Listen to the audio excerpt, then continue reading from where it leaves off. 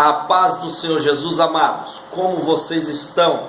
Eu estou com muita saudade de vocês. Infelizmente, a minha agenda está muito corrida.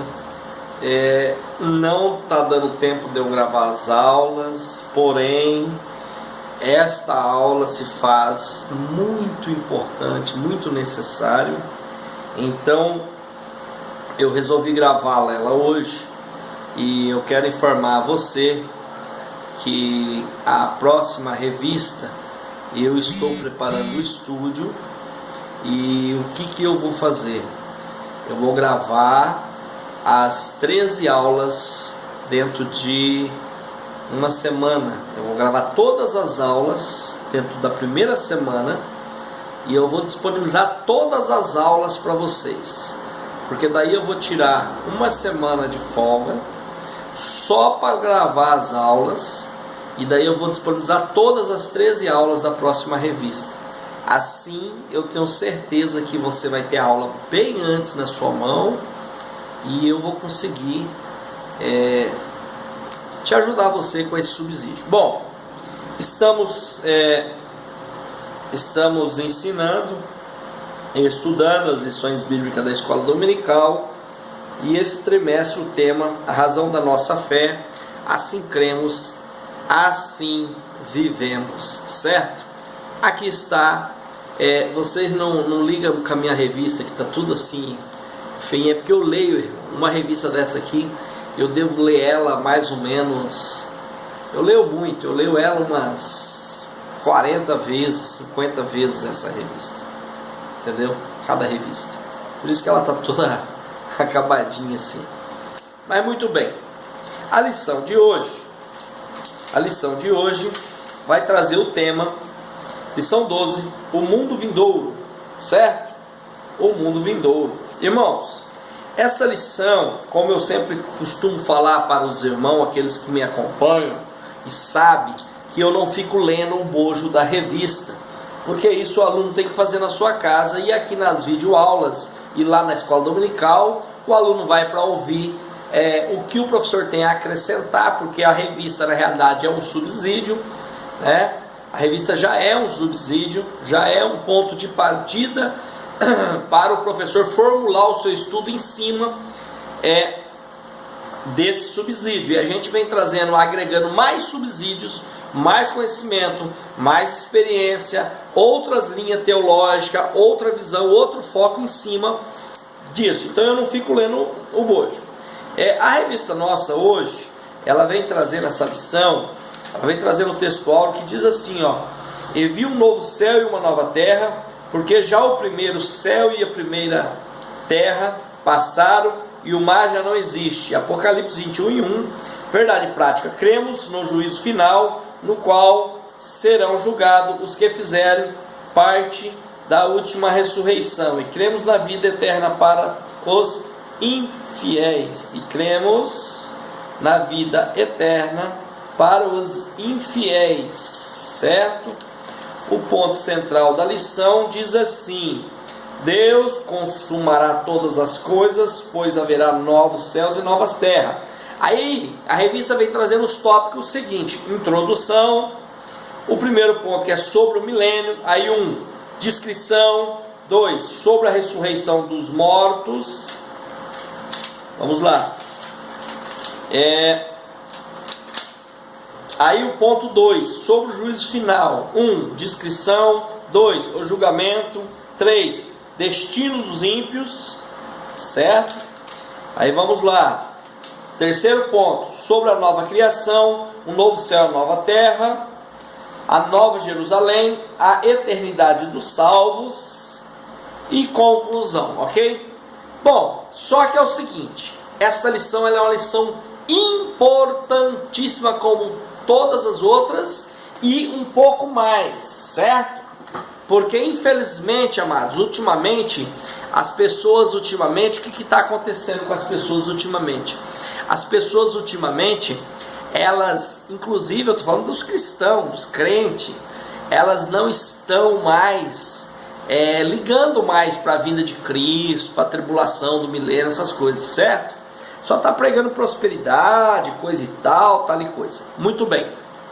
Olha, é o seguinte, eu não vou abordar eu vou abordar toda essa lição, porém eu fiz uma escala, eu fiz outra escala aqui, que eu acho que eu vou conseguir passar para você melhor esta lição, certo? Porque ela não está em ordem aqui, pelo que eu pude ver. Então eu vou colocar em ordem. Primeiro eu vou falar da grande tribulação, certo? Porque é a sequência da lição passada. A lição passada falou da vinda de Cristo, da segunda vinda de Cristo, e o que mais que falou a lição passada? Sobre o tribunal de Cristo e os galardões, certo? Então eu vou continuar o seguinte, eu vou fazer uma escala aqui de 1 a 12, certo? Primeiro, a grande tribulação. Segundo, a vinda de Cristo em glória. Terceiro, a guerra do Magedon. Quarto, o milênio. Quinto, fim do milênio, guerra do Gog e Magog. Sexto, o grande trono branco. Sétimo, a ressurreição dos ímpios. Oitavo, julgamento final, todos os joelhos se dobrarão. Nono, destino dos ímpios. Décimo, nova terra e novos céus. 11, Nova Jerusalém. E 12, eternidade dos salvos. Eu quero que você assista essa videoaula do começo ao fim, que eu vou trazer coisas aqui, novidade, coisas de revelação do Espírito Santo na minha pessoa, que talvez você nunca tenha ouvido e nunca leu em lugar nenhum e nunca vai ler, porque tem coisa, amado, que você lê, tem coisa na Bíblia que é interpretação, tem coisa na Bíblia que é revelação, ok? Então preste atenção. Vou aplicar essa aula para você, certo? Da melhor forma possível para você compreender. Vai ter parte desta aula que talvez você vai achar cansativo, porque faz necessário eu ler algumas partes, alguns versículos da Bíblia, porque se eu for citar os versículos e você não ler, não vai dar anexo nesta aula, não vai dar liga, não vai dar um elo. Então vai ter versículo aqui que eu vou falar ele, e vou abrir a Bíblia digital aqui no computador, e vou ler, e você escuta, porque esses versículos é fundamental para nós entender a profecia de Apocalipse, para nós entender o milênio, a tribulação, a vinda de Cristo em glória, a guerra do Armagedon, o Gog e Magog e tantos outros assuntos que está dentro dessa lição riquíssima. Essa lição riquíssima. Tudo isso que eu falei está dentro dessa lição. Às vezes ela não está com estes títulos ou não está em ordem sequencial, mas eu vou trazer aqui em ordem para você entender, ok? Então, vamos lá. O que eu preciso para estudar a aula? Você precisa da lição. Se você não tiver a lição, nossa leitura de bíblica em classe está em Apocalipse 21, do 1 ao 5, certo? E você precisa o que para estudar qualquer teologia? Você precisa da Bíblia, da palavra de Deus. Isso você precisa, ok? Da palavra de Deus. Se você tudo que você for estudar da parte de Deus, você precisa da Bíblia Sagrada. Não existe teologia, ensino da Bíblia de Deus, das coisas divinas, das coisas espirituais, sem a santa palavra de Deus, ok? Muito bem. Primeiro, a grande tribulação, certo? Olha, se você quiser pegar um caderno, um papel para você anotar, mas esse vídeo vai ficar disponível no YouTube, então você pode salvar ele depois. Você pode aí, alguma dúvida que você tiver, você pode escrever embaixo aí, dá um link aí, clica no nosso canal, se inscreve, dá um joinha, escreve aí, faz a sua pergunta para mim, eu vou te responder com o maior prazer, ok? Primeira coisa, só começa a grande tribulação quando a igreja não estiver aqui, certo?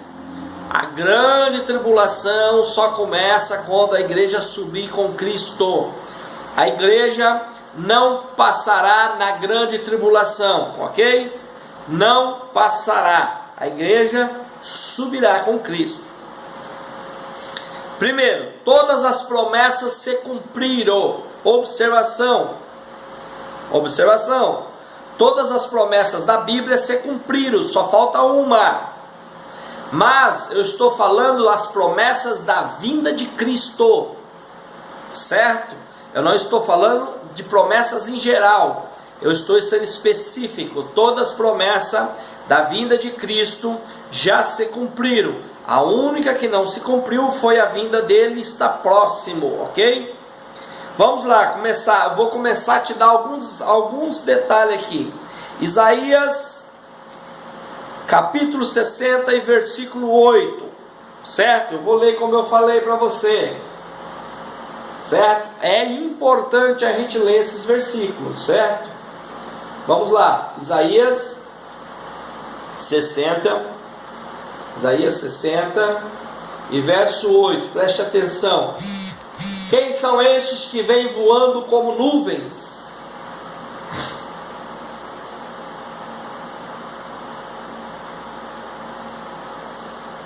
Quem são esses que vêm voando como nuvens e como pombas às suas janelas? É uma pergunta, Isaías está fazendo uma pergunta. Quem são estes que vêm voando como nuvens e como pombas às suas janelas? Certamente aguardar o primeiro navio, voltar, tá. Esse versículo aqui, irmãos, esse versículo de Isaías 60, verso 8, quem são esses que vêm voando como pombos? É uma simbologia, é uma comparação. Quem são esses que vêm voando como pombos para e pousam em suas janelas? Quem é esses aqui? A nação israelita, tá? Os judeus dispersos em todo o mundo, certo? Se cumpriu isso, sabe que ano, irmão? 1948, do dia 3 de março a 13 de março, do dia 3 de maio a 13 de maio, foi instaurada a ONU, todos os países, deu a nacionalidade novamente para Israel, porque eles estavam dispersos pelo mundo todo, sem nação, dispersos, porque quando Israel foi levado cativo, nunca mais ele se tornou uma nação livre, e depois ele estava disperso para o mundo todo. No ano de 1948, de 3 de maio a 13 de maio, fizeram um revoar, certo? Todo judeu que estava em qualquer canto do mundo, os governadores de todo o mundo fizeram um censo, e a ONU, e foi disponibilizado para todo o judeu que quisesse voltar para Israel, certo? Constituir o Estado de Israel novamente, e todo judeu que quisesse voltar para Israel tinha avião para ele voltar. Então, do dia 3 ao dia 13 de maio de 1948, o céu ficou preto de avião voltando para Israel, no Estado Novo. Então, Isaías viu essa visão. Quem são esses que vêm como pombo, essa multidão de pombos voltando para suas casas, certo? Deus não mostrou para Isaías o avião, porque se mostrasse o avião, Isaías não ia compreender o que era, porque Isaías nunca tinha visto um avião, certo? Então Deus mostra para o homem aquilo que ele pode compreender sem temer, sem ter medo. Então aqui foi uma das profecias, certo? Ezequiel 37. Ezequiel 37 vai falar do vale de ossos secos, certo? Vale dos ossos secos. Aquilo é uma visão que Deus deu para Isaías, irmãos, sobre a nação de Israel, certo? A nação de Israel estava no mundo dispersa como um vale de osso seco, esparramada. Eles não tinham força, eles não tinham união, eles não tinham nada, estava cada um para um canto. Essa profecia aqui, irmãos, eu vejo as pessoas pregar na igreja, e que você está com o osso seco, e o vale de osso seco, mas Deus vai restaurar. E essa igreja, irmãos, essa profecia foi para Israel, já se cumpriu. Já se cumpriu. Significa o quê? Que Deus ia levantar Israel novamente, os ossos com seu osso, os ossos iam se unir, a nação de Israel ia se unir, ia voltar para sua terra como como uma nação livre novamente. Então, esse unir osso com osso significa a nação israelita voltar lá para Israel, instituir a sua nação novamente, fazer um estado novamente, certo? E o que significa os nervos, amado? Os nervos, aqui nesse texto, significa nervo no corpo, ó. Eu só faço isso aqui por causa do meu nervo, eu só tenho força, porque os meus nervos estão contraindo aqui, ó. Se eu cortar os nervos de qualquer parte do meu corpo, se eu cortar o nervo aqui, ó, da minha mão, eu não consigo mexer os dedos mais, porque eu perco a força. Nervo simboliza aqui força. E esses ossos secos receberam nervos. Israel hoje é a nação que tem mais força no mundo, bélica, força bélica. É o melhor exército do mundo, e o exército que tem mais força bélica é Israel, certo? Deus deu força para Israel novamente. A carne, o que significa carne na Bíblia? E carne, literalmente aqui, a carne significa poder, ó, poder. Você sabe disso? Nossa, essa semana eu comi a semana inteira ovo frito porque eu estava sem dinheiro para comprar carne. Mistura. Carne significa poder aquisitivo, dinheiro, money. Vocês sabem que no mundo, os maiores ricos do mundo é judeu. O judeu, ele é bem próspero em dinheiro. Tem no mundo, dos 10 homens mais ricos do mundo, presta atenção nisso. Dos 10 homens mais ricos do mundo, 6 é judeu. 6, mais da metade é judeu. Então já se cumpriu essa profecia da carne nos ossos secos já em Israel. Outra coisa, a pele. O que significa a pele aqui nessa profecia? Que os ossos se juntou, criou nervo, criou carne, criou pele. A pele, amado, significa o verde de Israel, porque você sabe que nesta época aqui que Ezequiel viu essa visão e Deus falou para ele, nesta época você sabe que Israel era um deserto, areoso, não tinha plantação, não tinha nada, Israel era todo árido, você sabe disso.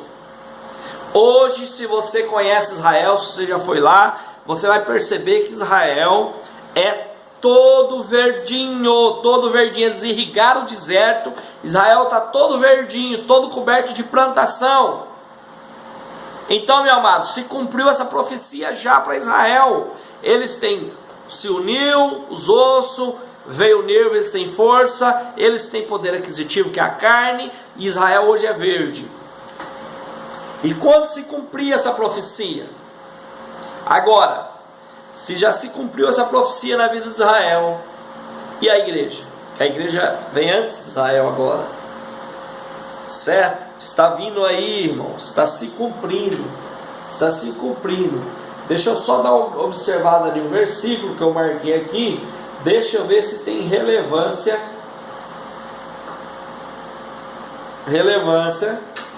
para mim ler eles aqui para você, que é o versículo 21. Aqui, ó. Diz-lhe, pois, assim diz o Senhor Deus: eis que eu tomarei os filhos de Israel entre os gentios, para onde eles forem, e o congregarei todas as partes, e levarei a sua terra. Aqui, Deus está falando que vai pegar, aqui ó, diz o Senhor Deus: eis que eu tomarei os filhos de Israel dentre os gentios.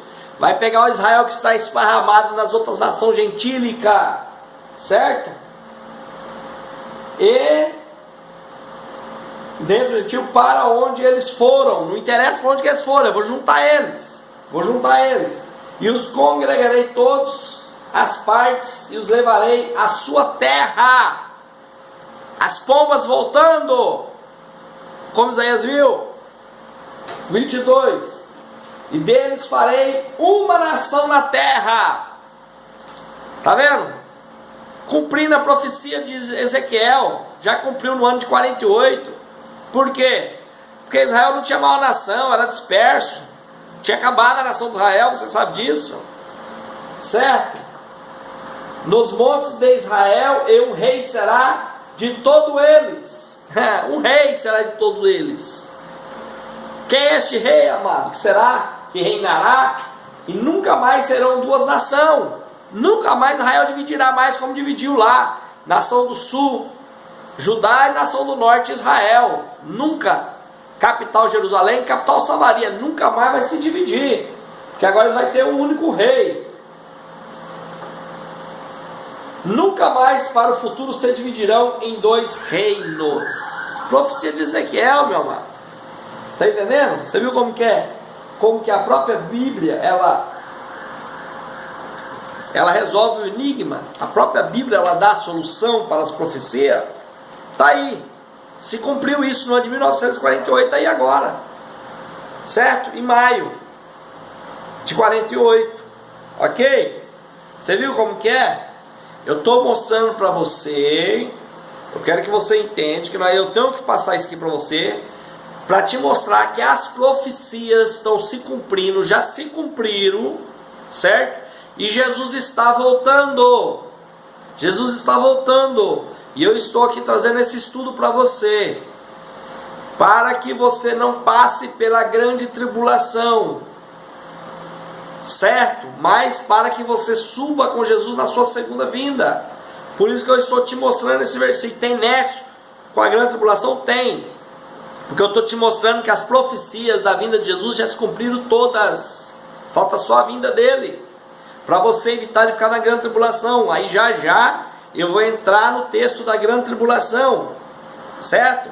Isso aqui é escatologia, coisas do futuro. E a nossa escatologia, amada, ela tem que ser atrelada às dispensações, ok? Daniel 9:25, você sabe o que tem em Daniel 9:25? Isso aqui é muito conhecido, é muito famoso, certo? As 70 semanas de Daniel, certo? Na Babilônia, quando ele estava na Babilônia, ele profetizou sobre as 70 semanas. Vamos lá entender as 70 semanas, irmãos. Vamos entender. Foram 7 semanas da preparação até chegar em Judá, certo?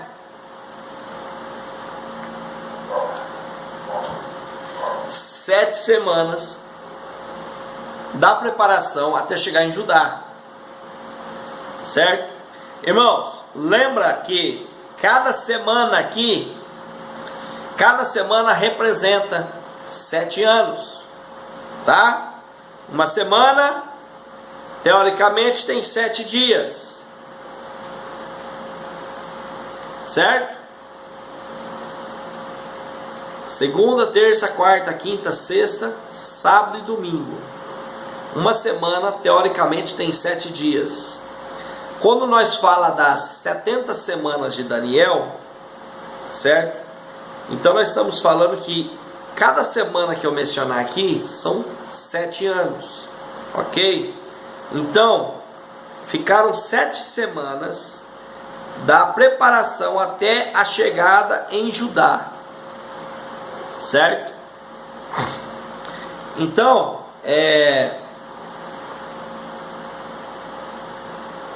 dá em torno aí de quantos? 40 anos, é isso? 40 anos.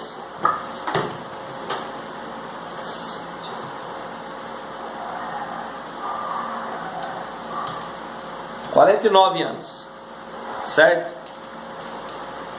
Bom, vamos lá. 7 semanas da preparação até chegar em Judá. Aí, mais 62 semanas até Jesus. Até Jesus ser crucificado. Ok? Até Jesus ser crucificado. Até a morte de Cristo. Então, 7 semanas na preparação até chegar em Judá. E mais 62 semanas até a crucificação de Cristo. Se você somar 62 com 7, vai dar 69. Certo? 69. Sobrou uma semana. Sobrou uma semaninha. 7 anos. Essa semana vai ser a semana da grande tribulação, para completar as 70 semanas de Daniel. Está entendendo? Agora, tem gente que vê essa correria nossa do dia a dia. Parece que amanhã começa, já chega a noite. O ano começa em janeiro, daqui a pouco já é dezembro. E pessoas falam assim, bem que a Bíblia fala. Bem que a Bíblia fala que os dias seriam abreviados. Olha, os dias foram abreviados. Antigamente demorava para chegar o Natal, agora chega tão rapidinho. Antigamente o dia era longo, agora é tão rápido. Irmão, não é nada disso não. Está entendendo errado a profecia. Está entendendo, interpretando a Bíblia errônea. Hoje parece que passa rápido o dia, porque hoje a vida nossa não é acordar como antigamente na roça. O povo de primeiro acordava 5 horas da manhã,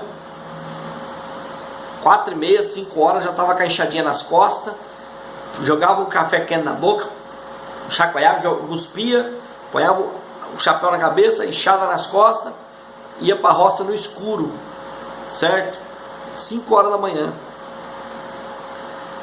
Quando era 9 horas da manhã, eles já estavam almoçando na roça. Quando era ali para 12h30, 1h, eles já estavam tomando um café. E quando era ali para umas 3h30, 4 horas da tarde, ele estava vindo embora, lavando os pés, lavando a rodinha do zóio, do rosto, lava os pezão, as mãos, aquele banho de gato que eles davam, né? Ali já sentava naquele banco de madeira, tomava uma talagada, acendia o paeiro, fumava, a mulher já vinha com os pratos de comida ali, 5 horas da tarde, eles comiam, ficavam por ali. Aquele tempo lá no sítio não tinha iluminação pública, era um breu danado, daqui a pouco já começava a querer as galinhas empoleirar, e quando era 7 horas da noite eles estavam dormindo, eles não tinham muita atividade. Chegaram no domingo, às vezes eles iam jogar uma bocha, jogar uma bola, eles não tinham muita atividade. Hoje não, amados, hoje você acorda às 7 horas já atrasado, você vai levar a filha na escola, você tem que fazer faculdade, você tem que estudar, é o celular, é computador, é não sei o que, é trânsito, é não sei o que, você chega em casa, vai ajudar a limpar a casa, porque a mulher também trabalha fora, e vai uma correria, fazer janta, tomar banho, preparar alguma coisa, alguém chega da faculdade às 11 horas da noite, e não sei o que, e vai dormir a 1 hora da manhã já, e parece que você não fez nada. A abreviação dos dias que a Bíblia fala não tem nada a ver com isso. A abreviação está lá em Mateus 24 e 22, certo? Se aqueles dias não fossem abreviados, aqueles dias, amados, que Mateus está falando, você lembra que o texto de Mateus 24 e 22 é escatologia. Jesus está dando ali profecias para o tempo vindouro e para a igreja e para a grande tribulação. Jesus está ali trazendo uma escatologia, certo? Então, por que esse tempo foi abreviado? A grande tribulação na realidade, amados, a grande tribulação na realidade era para, por exemplo, eu falei aqui que teve 7 anos da preparação, 62 anos até a morte de Cristo. 62 com 7 dá 69. Jesus morreu no ano 69, certo? Para 70, só uma semana. Sobrou uma semana para a grande tribulação, certo? Porque a graça, a dispensação da graça, quando Jesus vai ao Calvário e morre, suspende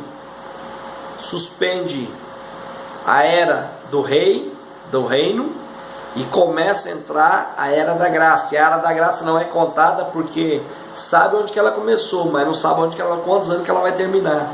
Depois da graça vem a grande tribulação, certo? Então só vai ter 7 anos da grande tribulação, porque Jesus morreu no ano 69. Se Jesus morre no ano 67, como era previsto,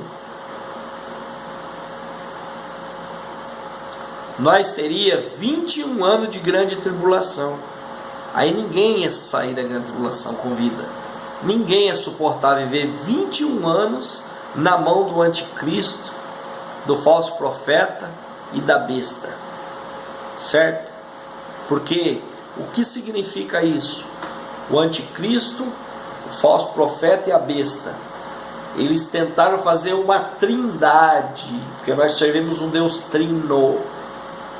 Deus, o Pai, o Filho e o Espírito Santo, certo? 21 anos, se Jesus morre no ano 67, ia faltar o ano 68, 69 e o 70, para completar a profecia de Daniel. Aí era 7, 7, 7, 3 vezes 7, 21. Ia ser 21 anos de grande tribulação. Jesus antecipou, morreu no ano 69, certo? Fez o que? Abreviou esses dias da grande tribulação de 21 para 7 anos somente, ok? Então, irmão, é isso que este versículo vem trazendo. Esse é o texto correto. Bom, vamos começar. Jesus vem, arrebata a igreja, o Espírito Santo vai junto, e a Bíblia? O que acontece com ela, irmão? Jesus vem na segunda vinda, nas nuvens, o Espírito Santo vai com a igreja, entrega para Jesus, vão para a boda do Cordeiro, os benditos do meu Pai, vai para o tribunal de Cristo, e a Bíblia? Me responda aí. E a Bíblia? Ah, ela vira um jornal velho e taca-lhe o pau, joga para lá e para cá,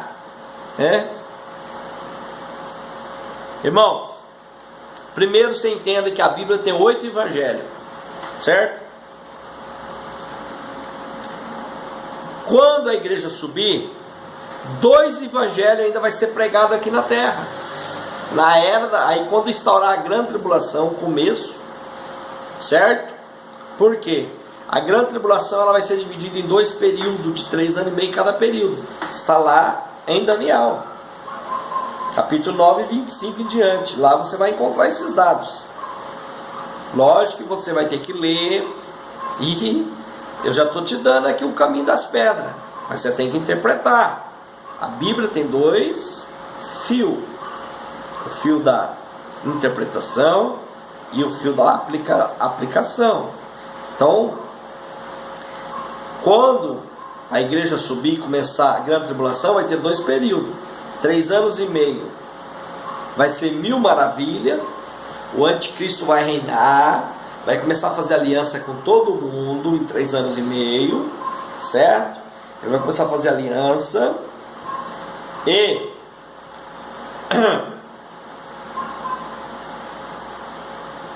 ele vai ser um bom governo, entre aspas, vai ser um bom governo.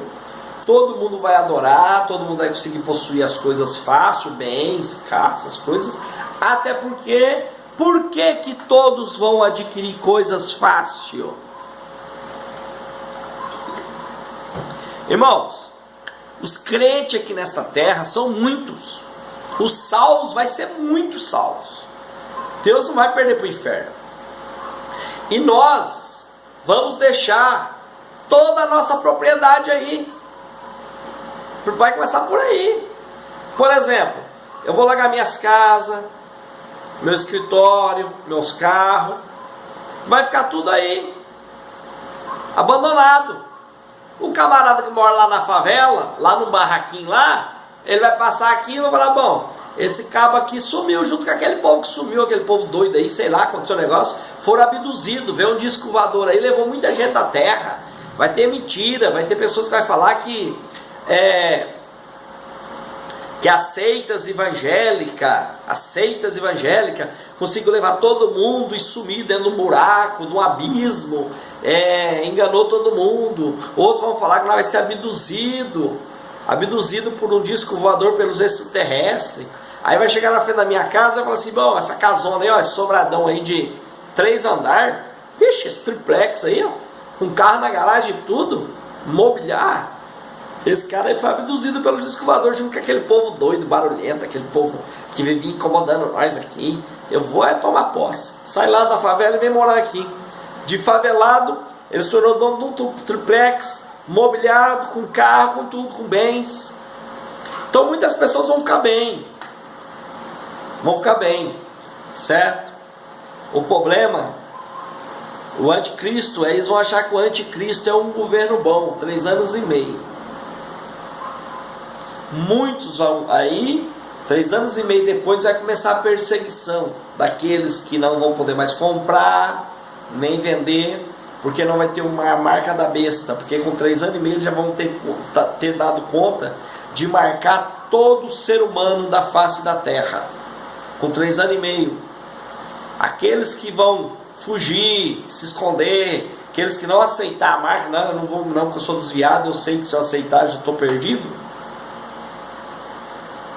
Vai ficar numa boa, por enquanto. Quando der 3 anos e meio, que todo mundo que aceitou, aceitou, quem não aceitou, não aceitou, aí vai começar a perseguição. Crente chegar em mercado para compra, desviado, chegar em mercado para comprar, você não pode comprar aqui que você não tem o código, você não tem você não é codificado, você não aceitou. Você quer aceitar, hoje você não vai no mercado, eles falam assim: olha, você não quer fazer um cartão da rede tal, que você fizer um cartão, você tem desconto, você não quer, vai ali, ó, tem uma promotora, ela faz pro senhor agora rapidinho aqui, ó, o senhor já vira cliente especial com o cartão nosso, da nossa rede.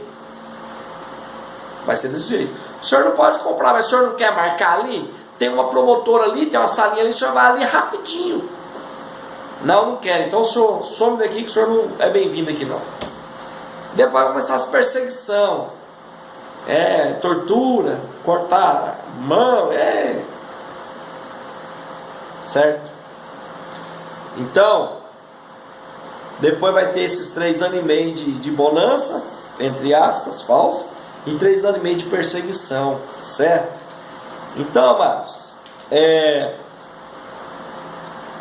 então nós temos que entender que aqui na terra ainda vai ser pregado 2 evangelhos. Vai ser pregado ainda, a Bíblia vai estar aqui valendo. Vai ser pregado o evangelho do reino, vai voltar a ser pregado o evangelho do reino e o evangelho eterno, certo? O evangelho do reino para os judeus que ficaram aqui. Quem vai pregar? Os próprios desviados que vão se converter, vai renunciar ao anticristo, e eles vão começar a pregar o evangelho do reino para os judeus e o evangelho eterno para aquelas pessoas que estão aí também, que nunca ouviu, aqueles desviados, gentil e essas coisas, certo? O evangelho do reino, vocês sabem que ele saiu somente 2 vezes das fronteiras de Israel, né?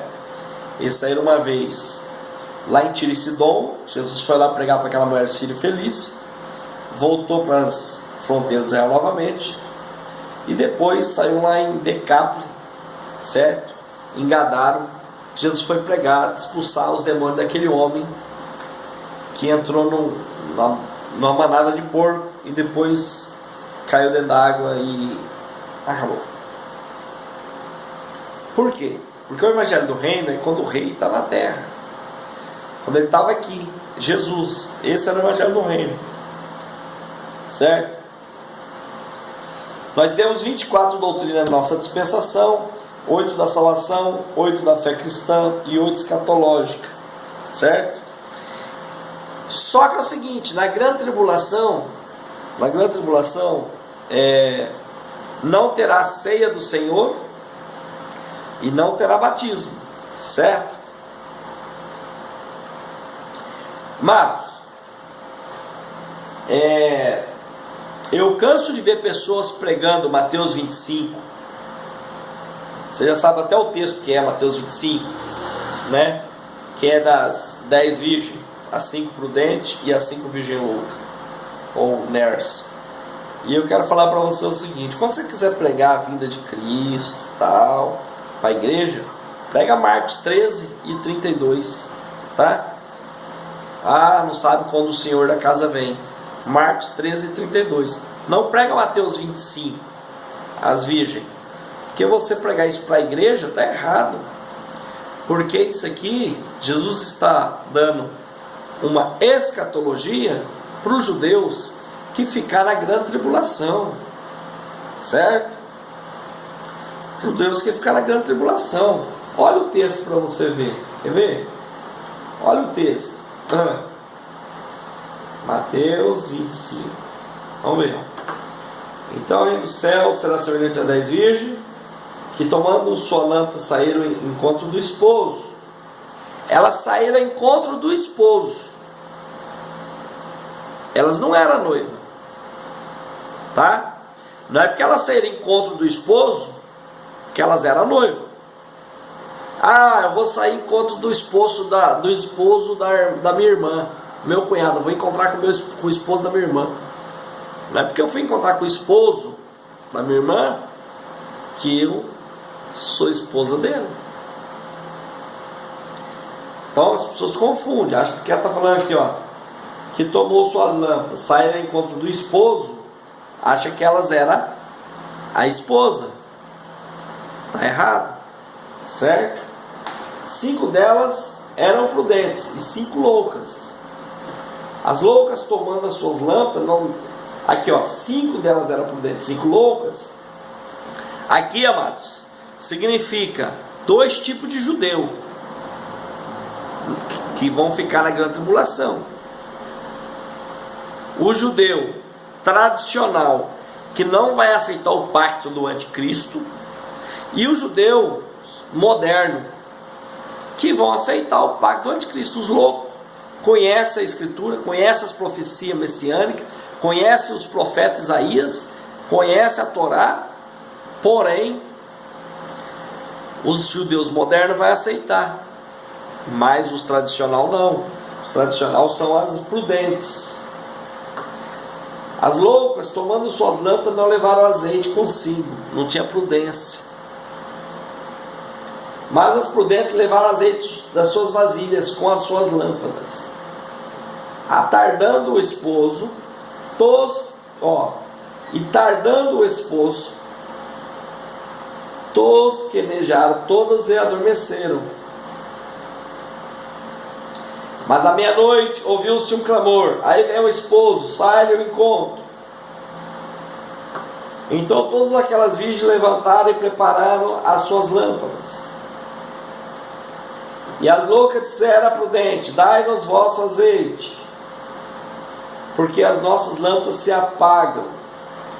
Só um minutinho, eu vou desligar.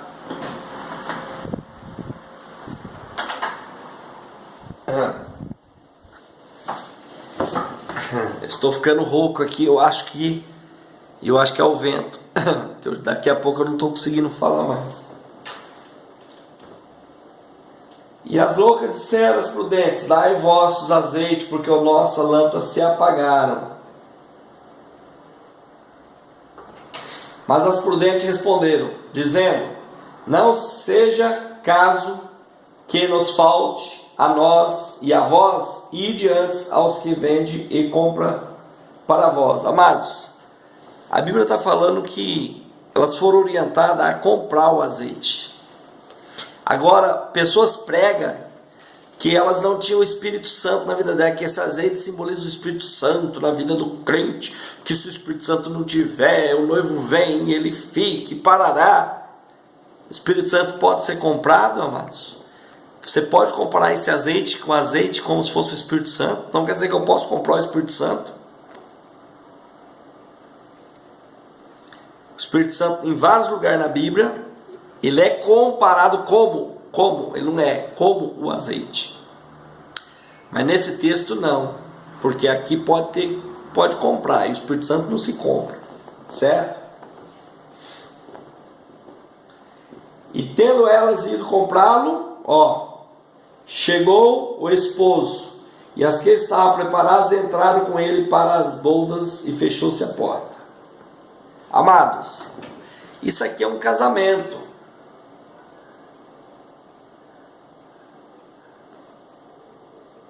E depois chegaram também as outras virgens, dizendo: Senhor, Senhor, abre-nos. Ele respondeu, disse: em verdade vos digo que vós não conheço. Vigiai, pois, porque não sabes o dia nem a hora que o Filho do Homem há de vir. Certo? Então, amados, isso aqui Jesus está literalmente explicando um casamento. Sabe como é que é um casamento judeu? O judeu, ele casa faz uma festa dele na casa do seu pai, da família, com a noiva ali, todo mundo junto. Ele já está com a noiva. Ele casa com a noiva. Jesus vai vir buscar a igreja, casou. Vai para a casa do pai dele com a noiva. E vai ficar lá 7 anos festejando com a noiva, uma semana, 7 anos, festejando com a noiva na boda dos cordeiros, certo? Aqui vai ficar os judeus, uns nércio porque vai aceitar o pacto do anticristo, os outros prudentes porque não vão aceitar. Aí o noivo, no casamento, quando o noivo acaba a festa de uma semana na casa do pai, ele abre a porta da casa do pai, sai com a noiva, agora com a sua esposa, por isso que ela é chamada de esposo ali. Lá vem o esposo, não vem o noivo. Se fosse no arrebatamento, seria noivo, porque Jesus ainda não tinha casado. Mas quando ele sai da casa do pai, ele sai com a esposa, por isso que ele é chamado de esposo. Ele vem. Quando o esposo sai da casa do pai com a esposa para a festa pública, quando Jesus sair com a igreja como esposa lá do céu, para vir reinar aqui na festa pública, mostrar a igreja com ele, apresentar para o mundo inteiro essa igreja sofrida, os judeus que são prudentes vai acompanhar, e Jesus vai recepcionar eles lá no Monte das Oliveiras, livrar eles de todo mundo que está contra eles, porque eles ainda têm o azeite, eles ainda têm a promessa, eles ainda acreditou, eles não aceitou o pacto com o outro lado. O noivo saía da casa do pai dele, as virgens clareava o caminho do noivo com a noiva para a festa pública, porque ela estava mostrando para todo mundo: olha, nós somos moça virgem, estamos clareando nosso rosto e o caminho do noivo, porque uma festa tinha muitas pessoas de todas as províncias, e elas ficavam com as lamparinas, que era quando elas estavam com a lâmpada na mão, chamava atenção para elas porque brilhava, era destaque. Lembra que naquele tempo não tinha iluminação pública, e os moços que vinham para a festa pública via aquelas virgens e falavam: ó, ela está com a lamparina acesa, ela é virgem, sinal que ela está querendo casar. E ali era uma chance dela achar um pretendente, amados. Esse era o símbolo do casamento judaico, certo? Esse é o símbolo. Então você não prega mais Mateus 25 para a igreja, não, porque a igreja é a noiva, a igreja é a esposa, a igreja não é as virgens, até porque a igreja é uma, a noiva de Cristo é só uma. Jesus não é bígamo, Jesus não é bígamo, a noiva de Cristo é só uma, e lá era 10 virgens, Jesus vai casar com 10, não tem compromisso com a igreja, com a macumba, com não sei o que, não, é só com uma noiva. Está entendendo? Só uma noiva. É só uma noiva que Jesus tem compromisso, ele não é bígamo. E o texto é bem claro que era 10, certo? Então, amados, você tem que entender o costume judaico para entender muitas vezes a Bíblia. Jesus estava dando uma explicação de um casamento judeu literalmente, para poder fazer uma simbologia para a grande tribulação, para os judeus entenderem, porque os judeus sabiam que aquela virgem que bobeasse, não acendia sua lamparina, não ia ter pretendente, ia ser dispensada. Então Jesus trazendo esse texto, falando para eles: vocês vão ficar na grande tribulação, porque Jesus tem certeza, vai ficar muito judeu na grande tribulação. Só que Jesus já está deixando para eles um ensino pagão. Olha o tanto que Jesus ama o judeu, olha o tanto que Deus ama, é o povo de Jesus. A Bíblia diz que a salvação vem dos judeus, e Jesus falou assim: olha, meu povo, eu sei que meu povo vai ficar aí,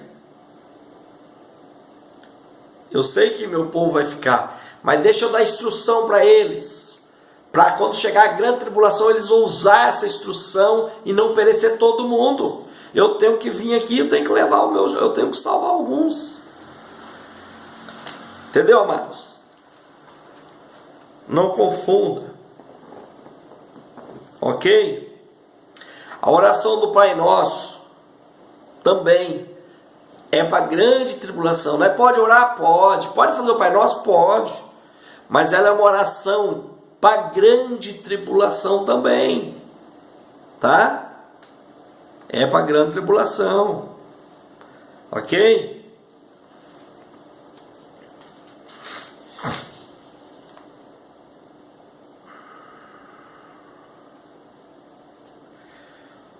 Aí, você ouve as pessoas o seguinte. Você ouve pessoas falar que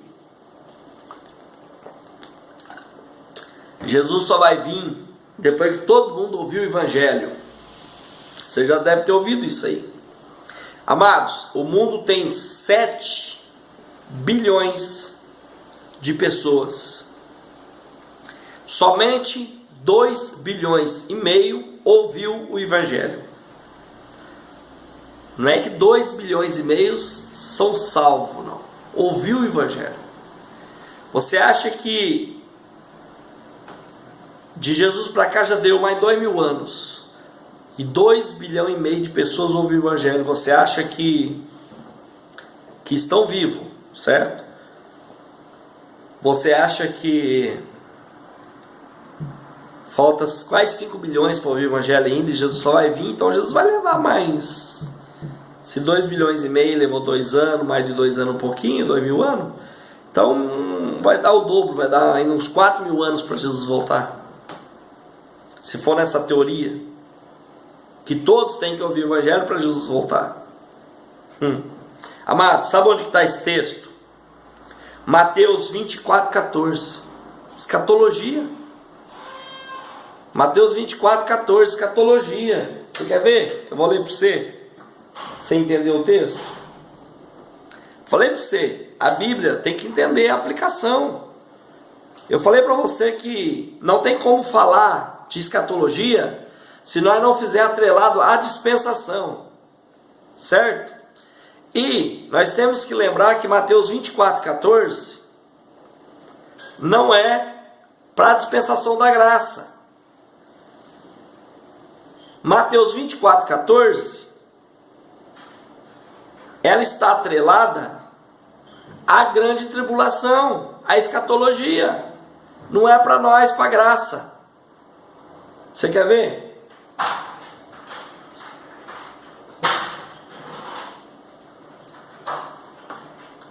Eu vou ler para você.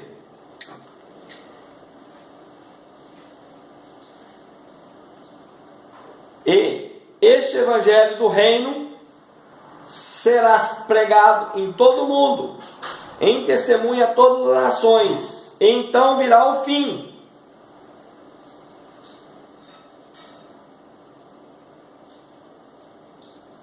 Certo? Este versículo é para quando, irmão? Este evangelho do reino, o evangelho do reino.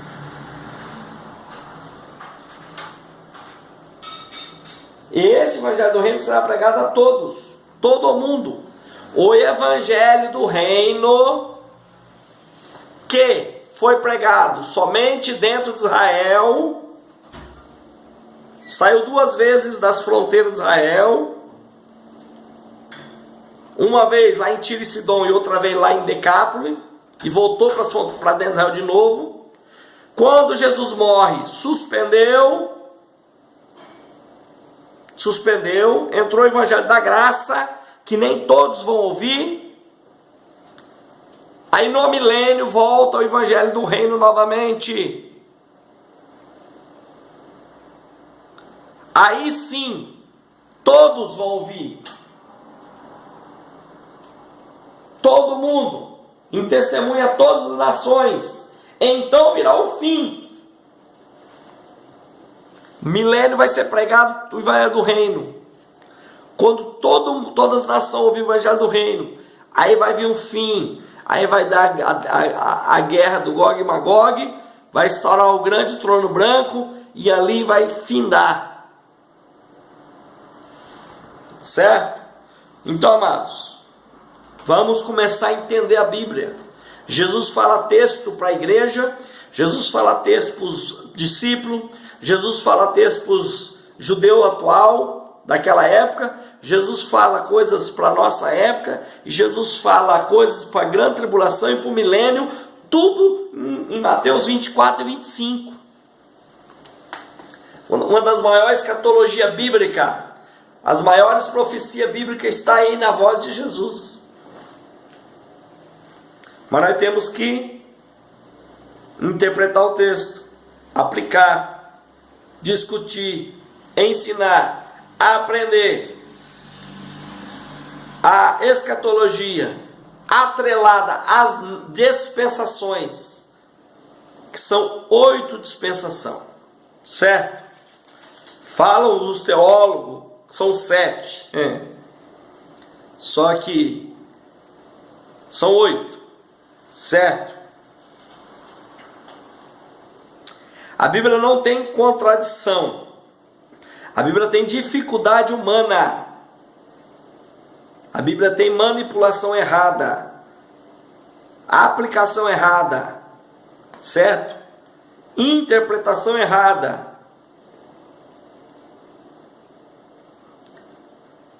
João 1:11. Vamos ver João 1:11. Você vê o tanto que a Bíblia é mal interpretada. João 1:11. Vamos ver o que está escrito. Veio para o que era seu, e os seus não o receberam. Esse versículo aqui é mal interpretado, irmão. Quantas pessoas eu vejo pregar isso aqui errado? Porque Jesus veio para os seus, e os seus não recebeu. Ei, olha o que está escrito ali. Veio para o que era seu, vírgula, seu, no singular. No singular, não é no plural, seus. Para o que era seu. Jesus veio para o que era seu, vírgula. O que era de Jesus? O que era de Jesus? A cruz. Veio para a cruz. Veio para o que era seu. Cruz. Mas os seus não o receberam. Os seus, os judeus, o seu povo, não recebeu o sacrifício dele como Cristo vindouro, Salvador. Então, mas a todos quantos receberam, todo homem que recebeu o sacrifício de Jesus como único e suficiente Salvador, deu-lhes o poder de ser feito filhos de Deus, os que crêem no seu nome. É isso que o texto está falando. Nada que aí Jesus veio para os que eram seus, para os judeus não quis, veio para o que era seu. Morrer na cruz, morreu. Os judeus não aceitou ele como Cristo Salvador. Nós cremos e nós aceitamos, certo? Vamos ver outro. João 5:4. Vamos ver essa Bíblia aqui.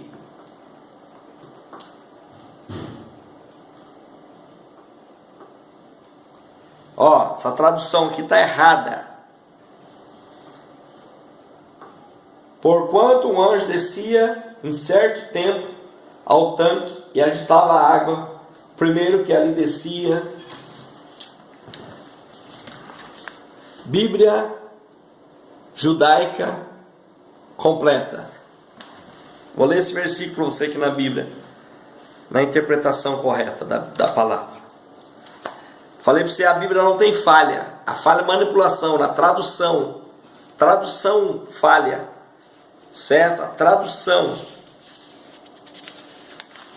A Bíblia não tem falha. As traduções que são falha. A manipulação. O homem é que erra. O homem é que faz tradução errônea.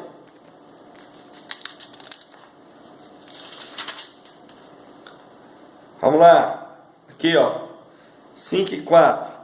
No qual fica uma grande multidão e quando chega no versículo 4, eu não sei se vai conseguir ver. Bem aqui onde está meu dedo, ó. Do 4 já pula para o... Tem um 4, um Dzinho já pula para o 5. Conseguiu ver? Ó. Não existe esse versículo na Bíblia, na original. Esse versículo aqui, irmãos, foi colocado por um bispo da Igreja Católica no ano 380 depois de Cristo. Ele colocou, acrescentou esse versículo na Bíblia. É apócrifo esse versículo aí. Não existia anjo lá naquele tanque. Aquele tanque não era um tanque consagrado a Deus, coisa nenhuma. Aquele tanque ficava os feiticeiros ali fazendo macumba e feitiço, certo? Por isso que aquele homem nunca ia ser curado, porque tinha que pagar para os feiticeiros fazer e o cara entrar. Eles fechavam a água lá em cima, tanque de Betesda, e quando dava um certo tempo eles abriam. De uma vez vinha aquela enxurrada de água, fazia aquela rebuliço, e eles faziam os feitiços deles. E Jesus foi, ele falou para aquele homem: ei, sai daí, aí não te pertence lugar não, vamos embora daqui, você está curado em nome de Jesus e acabou. Certo? Isso aqui é a invenção dos incrédulos. Colocar esse versículo na Bíblia não existe. Então a Bíblia tem falha? Não. A falha é do homem, a tradução, a manipulação. Tanto é que você sabe que a Igreja Católica colocou 7 livros a mais na Bíblia. Não foi só esse versículo não. Ela colocou 7 livros a mais na Bíblia. Tá? Vamos ver outro para nós mudar o tema. Vamos ver mais um?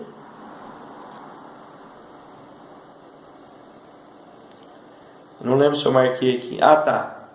Vamos ver aqui Mateus 24:8. Estou mostrando para você as falhas humanas, que não é falha da Bíblia, não é contradição. Mateus 24:8. O que Jesus fala aqui, ó?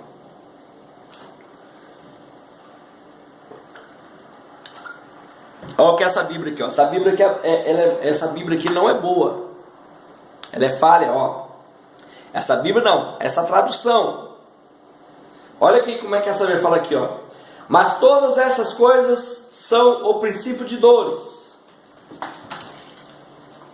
Todas essas coisas são o princípio de dores, ponto. Esse versículo, comer um pedaço dele. Vamos ver aqui na Bíblia original. Porque, qual é o sentido disso aqui? Mas todas essas coisas são o princípio de dores. Então vos hei de entregar para seres atormentados, matar-vos-ei, serei odiados todas as nações por uma causa do seu nome. Que é escatologia, é para a grande tribulação, que está falando da vinda de Cristo. Só que daqui, desse jeito tem um versículo. Dor de quê? Dor de dente? De cabeça? Não tem sentido. Vamos ver o sentido? Vamos ver o sentido? Mateus 25:8. Ó. 25 não, 24, né? 24:8. Vamos ver?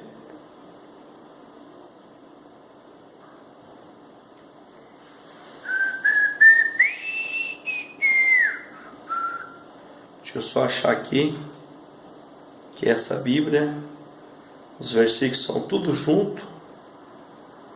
Tá aqui. Ó, 8. Tudo isso, entretanto, é o princípio das dores de parto. Viu? Princípio das dores de parto. Vírgula. Nesse tempo vocês não serão presos, punidos. Você viu a diferença? Ali está faltando a palavra dores de parto. Parto. Por quê? Porque aí muda o sentido. Jesus está falando o sinal da sua vinda. Olha, eu não vou falar quando eu vou vir, mas vai ter um sinal. Quando começar as dores, o sinal como... Mas todas essas coisas são os princípios das dores de parto. A mulher sente uma dorzinha, passa um pouco, sente mais uma dor, e a dor vai vindo constante, daqui a pouco o filho nasce. Assim é Cristo. Começa uma guerra aqui, uma guerra ali, uma dor aqui, daqui a pouco ele vem buscar a igreja e começa a grande tribulação. Quando você tira a palavra parto, certo? Perde o sentido do que Jesus estava falando. E é isso que Satanás quer, que ele quer tirar, perder o sentido. Tradução falha, certo? Tradução falha, tirou a palavra. Eu trouxe esses versículos aqui, esses 3 versículos para você ver. E entender o que eu estou falando. Porque às vezes você vai pegar uma Bíblia e falar, mas não sei o que, está errado, não está errado. É a tradução que é fraca. Mas a Bíblia, a original, ela é completa. Completa. Certo?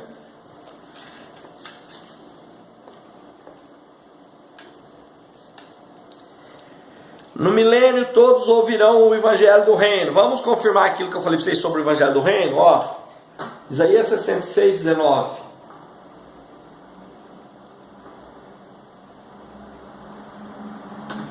(66, 19) E porém entre eles o sinal, e os que deles escaparem enviarei as nações, a Tarsa, a Pua, a Lude, Frecheiros, a Tubal e Javá, até ilhas dos mais longe, que não ouvirão a minha fama, nem virão a minha glória, e anunciarão a minha glória entre os gentios.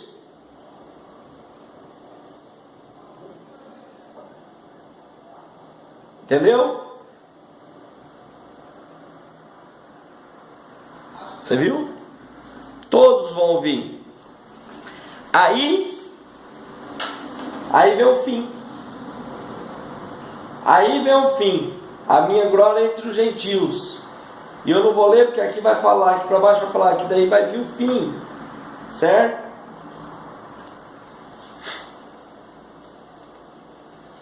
Aí vem o fim e o Gog e Magog de Apocalipse. A hora que todo mundo que estiver no milênio ouviu o Evangelho do Reino. A vinda de Cristo em glória. Vamos lá. A vinda de Cristo em glória. Eu marquei Mateus 24 e 30. Eu vou ler porque deve ter alguma relevância. Mateus 24 e 30. Vamos lá. Então aparecerá no céu o sinal do Filho do Homem, e todas as tribos da terra se lamentarão, e verão o Filho do Homem vindo sobre as nuvens do céu, com poder e grande glória. Oh, aleluia! A vinda do Filho do Homem, a vinda de Cristo em glória, com a igreja agora, em glória, montado num cavalo branco, coroa. Irmãos, primeiro, não confunda o Cristo de Apocalipse 6 e 2 com o Cristo de Apocalipse 19 e 11, ok? O Cristo de Apocalipse 6 e 2 é Satanás imitando Jesus, certo? O verdadeiro Cristo é o do capítulo 19 e 11, ok? Não confunda, tá? Vou ler para você. Vamos ver. Nós vamos ter que perder um pouco de tempo aqui, mas é importante. E olhei-se um cavalo branco, e o que estava sentado sobre ele tinha um arco, e foi-lhe dado uma coroa, e saiu vitorioso e para vencer. Tá?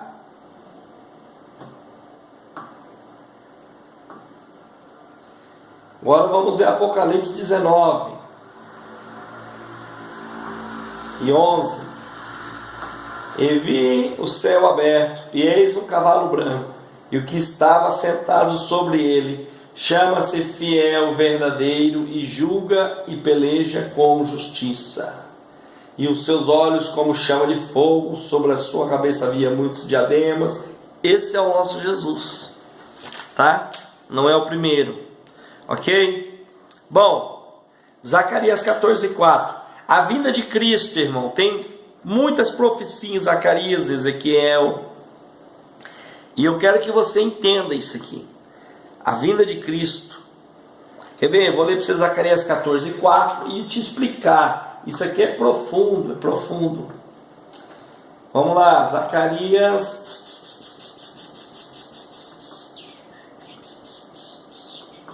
Aqui, ó, presta atenção nessa profecia de Zacarias. E o Senhor sairá, pelejará contra essas ações como pelejou sim no dia da batalha. Hã? 4. E naquele dia estarão os seus pés sobre o monte das oliveiras, que está de frente a Jerusalém, para o oriente, a porta dourada. O monte das oliveiras está de frente para o oriente, de frente para a porta dourada. E ao monte das oliveiras será fendido pelo meio. Quando Jesus pousar, descer no monte, ele vai ser fendido. Israel vai estar encurralado, todas as nações atacando Israel. Jesus vem, o monte se abre no meio, Israel recua tudo para dentro do monte, certo? Para o oriente e para o ocidente, e haverá um vale muito grande, e metade do monte se apartará para o norte, e a outra metade dele para o sul.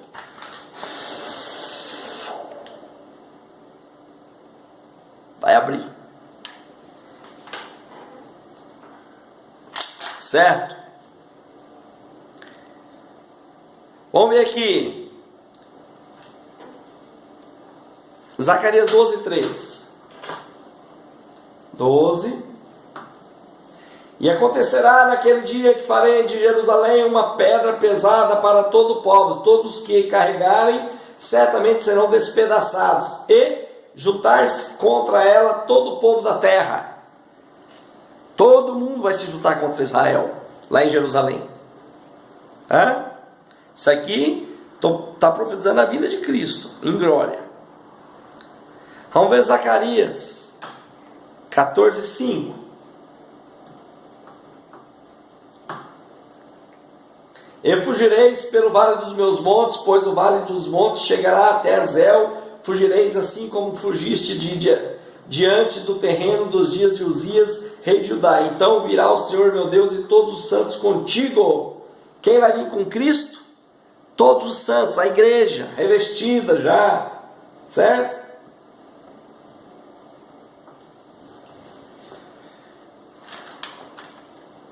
Agora vamos ver Ezequiel. Espera aí que eu já vou te explicar isso aqui que eu estou lendo. Ezequiel 44, 1.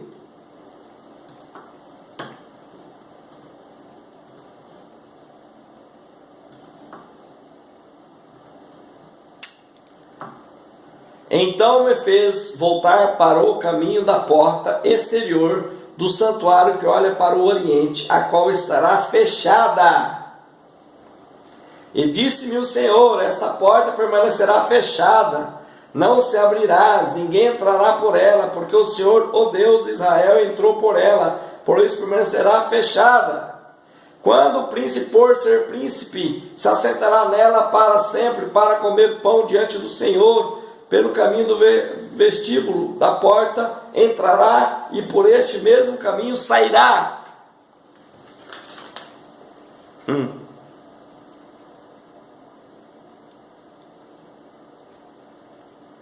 Porta fechada que olha para o oriente. Porta dourada, conhecida como porta dourada lá em Jerusalém.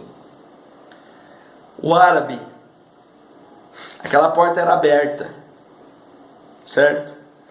Mas, para cumprir a profecia, que essa porta permanecerá fechada, então me fez voltar para o caminho da porta exterior do santuário que olha para o oriente, a qual estava fechada. Mas a porta não estava fechada quando ele fez a profecia. A porta estava aberta. Mas a porta precisava ser fechada por causa da profecia.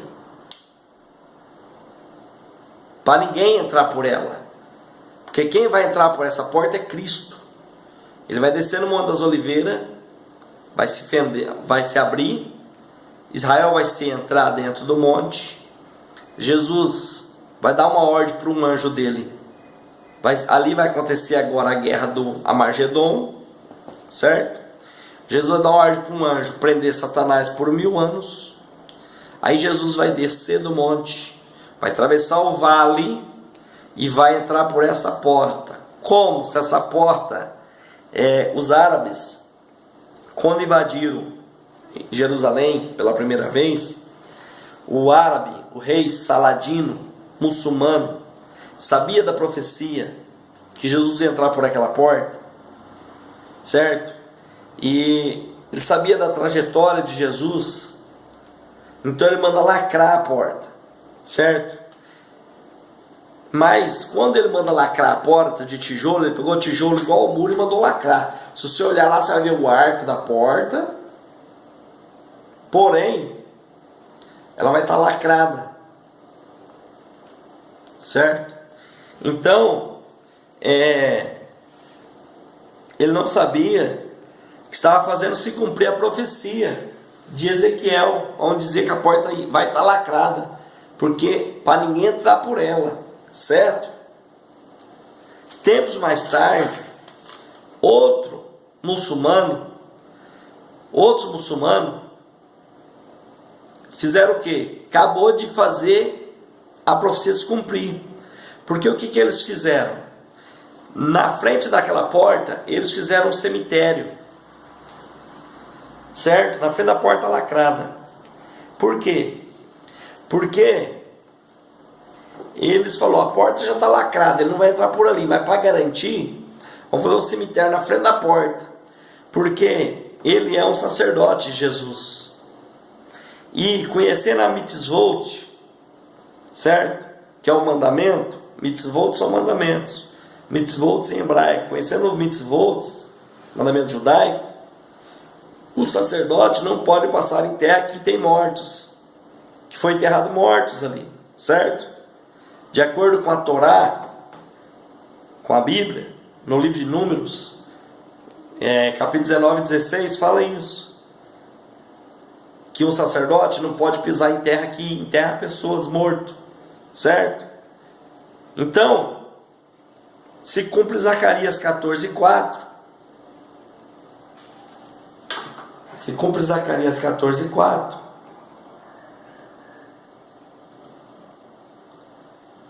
Se cumpre Zacarias 14:4. E naquele dia estará os seus pés sobre o monte das oliveiras, que está desfronte de Jerusalém, para o oriente, e o monte das oliveiras será fendido pelo meio, para o oriente e para o ocidente, e haverá um vale muito grande, um vale. Quando Jesus pisar no monte, que o monte se fender, a terra vai se abrir, porque ele vai estar de frente para a porta lacrada. A porta vai abrir e vai abrir uma fenda na terra que vai arrancar aquele cemitério dali. E Jesus vai descer do monte, vai passar naquela fenda, vai entrar na porta e vai se cumprir a profecia. Você entendeu?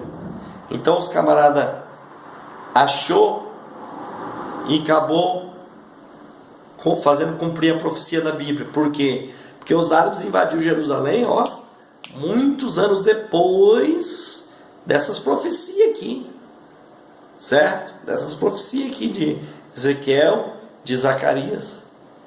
Entendeu? Salmo 121:1 também é uma escatologia, irmão, para a grande tribulação, para a vinda de Cristo. Vamos ver aqui, vou ler para você entender. Se tiver cansativo, você me desculpa, mas eu tenho que trazer para você os textos bíblicos da vinda de Cristo em glória, que são as profecias, para você ver que a Bíblia funciona, que as coisas estão acontecendo. Porque às vezes você lê e não entende por que o profeta está falando aquilo ali. Que bobeira, falar de porta, de fender, de não sei o que, certo? 121. Levantarei os meus olhos para os montes. De onde vem o meu socorro? O meu socorro vem do Senhor que fez os céus e a terra.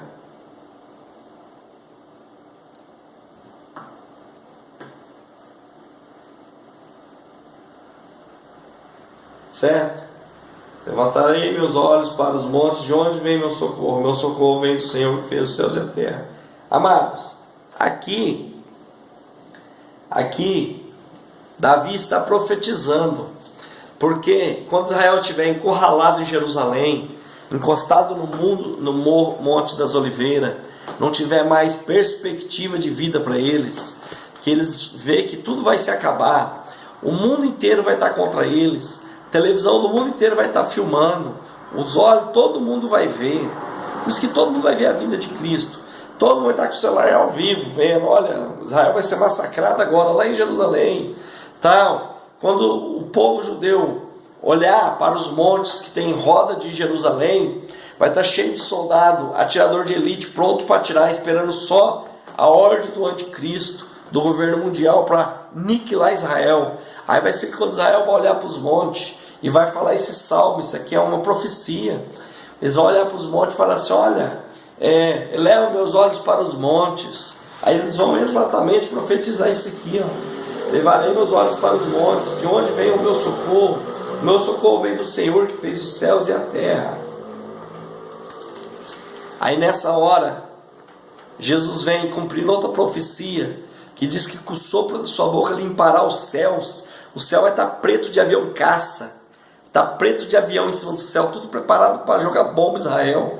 Aí Cristo vem, o Cristo de Apocalipse 19:11 vem, montado num cavalo branco, coroa, olho como chama de fogo, e ele vem, e a igreja vem com ele, e de repente ele vai soprar, aqueles avião vai sumir tudo, aquele soldadinho vai vazar todos os montes, e aí nessa hora Jesus vem e desce no Monte das Oliveiras, o monte se fenda, Israel entra, Jesus, o anjo vem, prende Satanás, tem a guerra do Armagedon, vai ser muito rápido, e se fende, quando tudo está certo, Jesus passa pelo vale, a porta abre, e ele vai se assentar dentro de Jerusalém, cumpre todas essas profecias no único dia, certo? Num único dia vai se cumprir todas as profecias.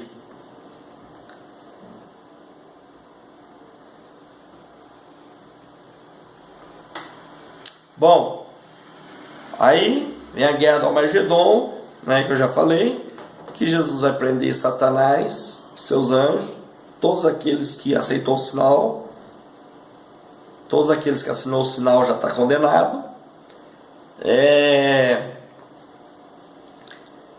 E aí é o seguinte, aí você me pergunta, pessoas vai salvar na tribulação, na grande tribulação e no milênio vai ter salvação? Tem pessoas que dizem que não vai ter.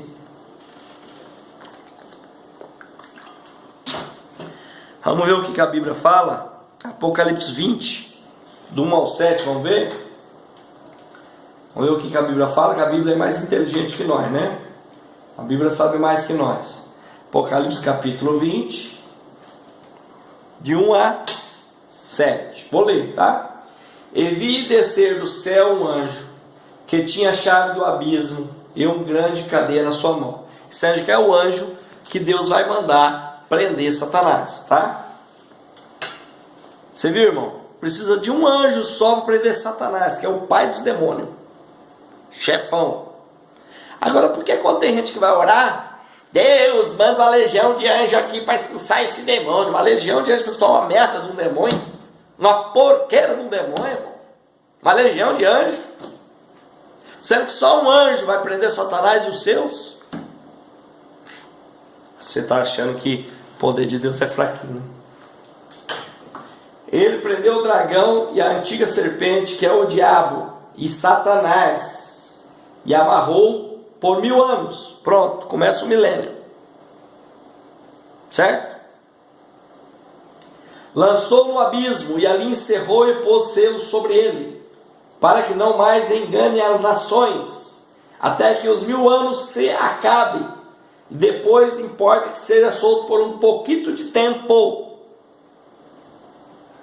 E viu tronos, e assentaram-se sobre eles, e foi-lhes dado o poder de julgar, e via as almas daqueles que foram degolados pelo testemunho de Jesus, e pela palavra de Deus, e que não adoraram a besta, nem a sua imagem, não receberam o sinal em suas testas, nem em suas mãos, e viveram e reinaram com Cristo durante 1000 anos. Viu? Judeus, aqueles que não receberam o sinal da besta,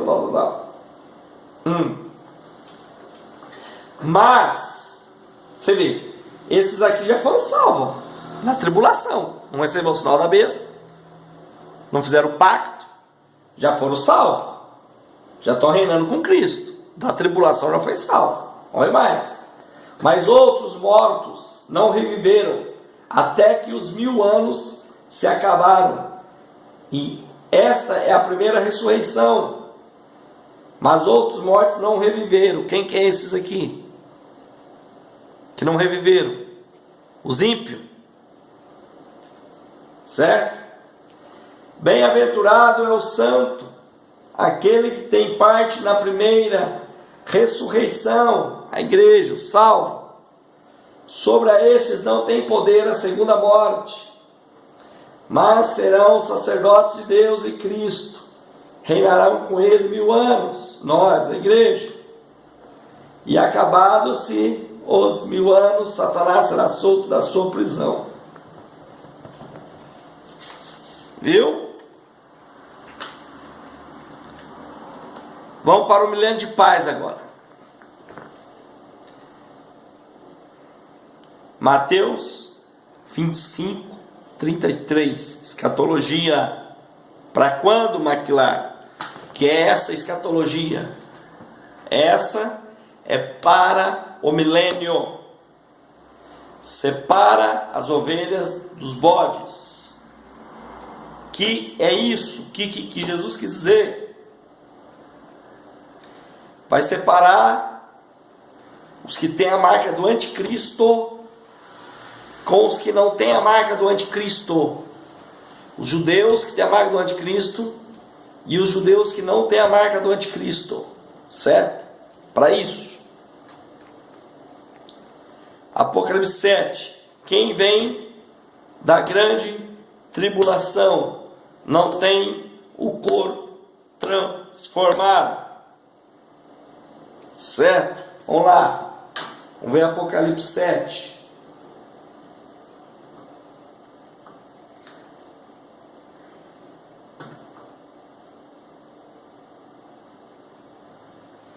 Depois dessas coisas vi 4 anjos que estavam sobre os 4 cantos da terra, retendo os 4 ventos da terra, para que nenhum vento sopra sobre a terra, nem sobre o mar, nem contra árvore alguma.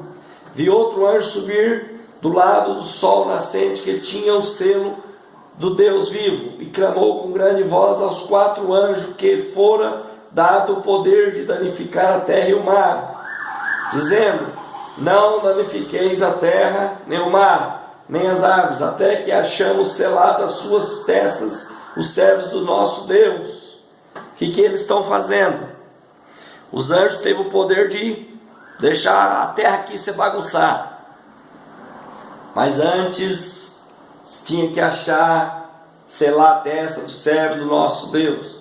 E eu vi o número dos selados, e eram 144.000 de todas as tribos e filhos de Israel, da tribo de Judá, e vai. Todas as tribos. Depois dessas coisas olhei, eis que uma multidão, a qual ninguém podia contar, de todas as nações e tribos e povos, e línguas, que estavam diante do trono e perante o Cordeiro, trajando vestes brancas e com palmas nas suas mãos.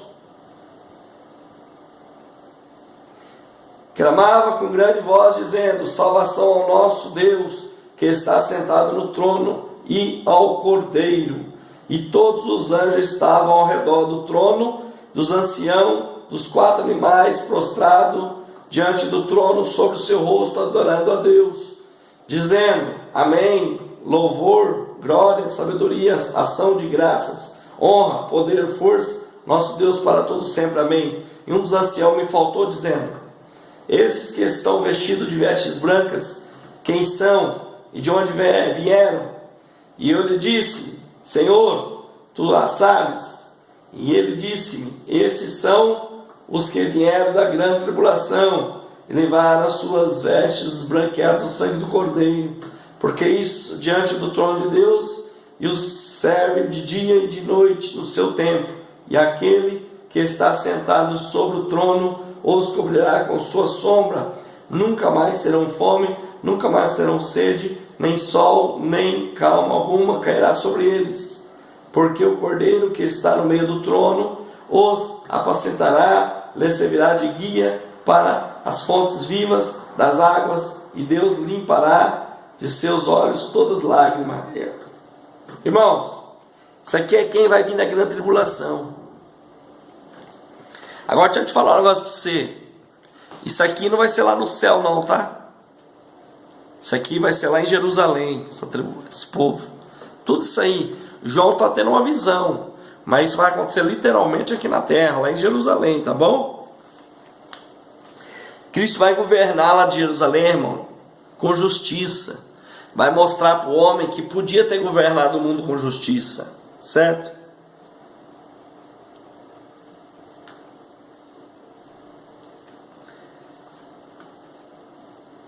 Jesus vai governar como se o mundo não tivesse pecado, como era para ter acontecido lá no Jardim do Éden, ok?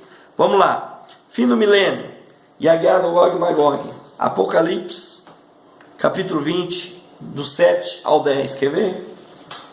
O Apocalipse é bom que ele explica tudo. Ó, e acabando os 1000 anos, vamos falar da guerra do Gog e Magog, no fim do milênio, certo? No final do milênio. E acabando os 1000 anos, Satanás será solto da sua prisão, e sairá a enganar as nações que estão sobre os 4 cantos da terra. Lembra que eu li lá atrás que ele vai ser solto por um pouco de tempo? Aqui, ó. E sairá a enganar as nações que estão sobre os 4 cantos da terra, Gog e Magog, cujo número é como a areia do mar, para juntar em batalha. Subiram sobre a largura da terra e cercaram a arraial dos santos, que é Jerusalém, cidade amada. E de Deus desceu fogo do céu e os devorou. E o diabo que os enganava foi lançado no lago de fogo e enxofre, onde estão a besta e o falso profeta. E de dia e de noite serão atormentados para todo sempre. Viu como é que a Apocalipse não é difícil? Ele explica para nós. Agora vamos ver o grande trono branco, junto à ressurreição dos ímpios e o julgamento final. Vamos lá, continuar aqui, ó. Aqui vai explicar, ó. E vi um grande trono branco, e o que estava sentado sobre ele, de cuja presença fugiu a terra e o céu, e não se achou lugar para eles. Vi os mortos grandes e pequenos que estavam diante de Deus. Abriram-se os livros, abriu-se outro livro que é o da vida, e os mortos foram julgados pelas coisas que estavam escritas no livro, segundo as suas obras. Ressurreição dos ímpios no trono branco, juízo final. E deu o mar o morto que nele havia, e a morte e o inferno deram os mortos que neles havia, que foram julgados, cada um segundo as suas obras, certo? E a morte e o inferno foram lançados no lago de fogo. Esta é a segunda morte. E aquele que não foi achado escrito no livro da vida foi lançado no lago de fogo.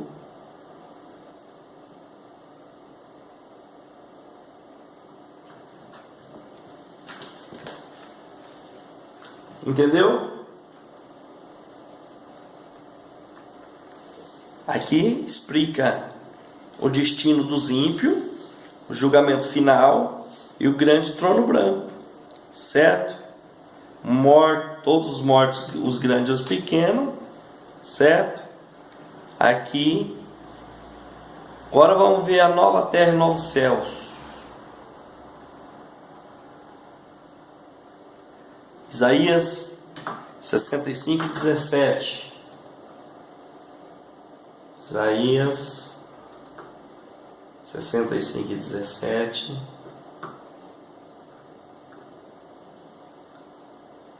Porque eis que eu crio novos céus e novas terras, e não haverá mais lembrança das coisas passadas, nem mais se recordarão. Está vendo? Isaías já está profetizando, certo? Agora vamos ver Apocalipse 21, Apocalipse 21, do 1 até o 4. E vi um novo céu e uma nova terra, porque já o primeiro céu e a primeira terra passaram, e o mar já não existe. E eu, João, vi a santa cidade, a nova Jerusalém, que de Deus descia do céu, descera como uma esposa ataviada para o seu marido, e ouvi uma grande voz do céu que dizia: eis aqui o tabernáculo de Deus com os homens, pois com eles habitará, e ele será o seu povo, e o mesmo Deus estará com eles e será o seu Deus. E Deus limpará dos seus olhos toda lágrima, e não haverá mais morte, nem pranto, nem clamor, nem dor, porque já as primeiras coisas são passadas. Viu? Deus está criando aqui o que era para ser lá no Jardim do Éden. E você sabe por que... Vamos ver Apocalipse, eu marquei 22 e 2 aqui. Eu acho que é um versículo importante. 22 e 2. No meio da sua praça, de uma e de outro lado do rio, estava a árvore da vida, que produzia 12 frutos, dando o seu fruto de mês em mês. As folhas da árvore são para a saúde das nações. No meio da sua praça, de um lado e do outro do rio, estava a árvore da vida, que produz... Vocês viram aqui que Deus colocou duas árvores da vida agora no jardim? Lá em Gênesis 2 e 9, Ele coloca a árvore da vida e a árvore do bem e do mal, porque o homem não tinha passado por um crivo ainda. Mas agora aqui nessa nova céus e nova terra, Ele não põe uma árvore do bem e do mal, porque como nós aceitamos Jesus e cremos nele, e nós realmente mostramos confiança nele, Ele não precisa de provar para nós mais, como Deus provou Adão. Nós já provamos para eles, porque agora nós vamos entrar nessa cidade aqui, pela porta da frente, certo? Apocalipse 22, 14, como nós vamos entrar. Bem-aventurado aqueles que aguardam os seus mandamentos. Se nós guardamos o mandamento de Cristo, fomos salvos, nós não precisamos de prova mais, para que tenham direito à árvore da vida, e possamos entrar na cidade pelas portas. Nós vamos entrar pelas portas. Do mesmo jeito que o Éden foi trancado para o homem não entrar, agora as portas vão ser abertas para nós entrar, certo?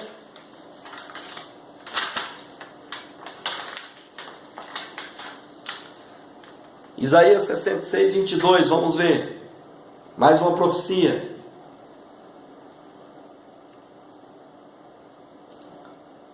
Isaías 66, 22. Porque como os novos céus e as novas terras que hei de fazer estarão diante de minha face, diz o Senhor, assim também há de estar na vossa posteridade o vosso nome. Aí, profecia, Isaías profetizando sobre o novo céu, nova terra. Como é que pode? Isaías lá, 700 anos de Cristo, profetizando sobre isso aqui, que daqui um dia vai acontecer. Você vai ver que tem 12 fundamentos, 12 apóstolos e 12 frutos, certo? Vamos ver a profecia no céu. Até agora, os profetas estão profetizando. Apocalipse 21 e 3, vamos ver uma profecia do céu? E ouvi uma grande voz do céu que dizia: eis aqui o tabernáculo de Deus com os homens, pois como eles habitará, e ele será o seu povo, e o mesmo Deus estará com eles, e será o seu Deus. Profecia direto do céu sobre isso. Não haverá mais tristeza, não haverá mais pecado, nem pecador, nessa nova céu e nova terra, certo? Amados, vou falar para vocês rapidinho as dispensações, para vocês entenderem que a nova céus e nova terra é a 8ª dispensação. Vamos lá.